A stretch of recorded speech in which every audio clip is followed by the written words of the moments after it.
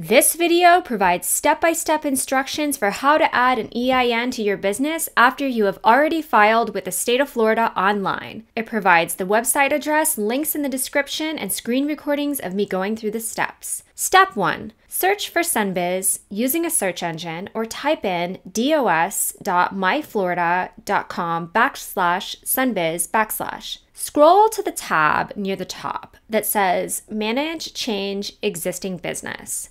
Scroll down to the bottom of the drop-down list from that tab to Update Your Information. Click on Update Your Information.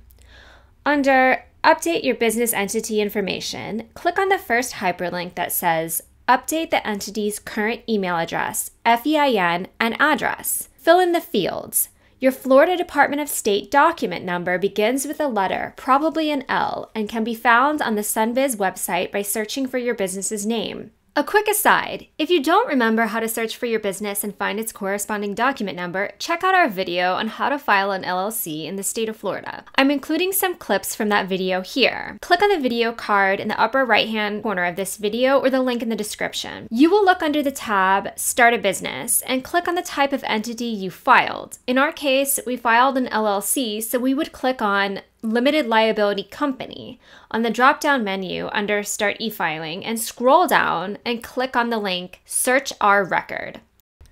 Search for your company's name. The document number can be found here. Now back to the video. Remember to provide your email. The fifth box from the top is where you add the EIN. FEIN stands for Federal EIN. This is the tax ID number you got from the IRS. If you want to learn how to do that, click on the video linked in the upper right-hand corner of this video or in the description below. Remember, you needed to have done that already in order for this video to make sense. Remember, if changing your business address, you cannot use a P.O. box. However, a P.O. box can be used for the mailing address.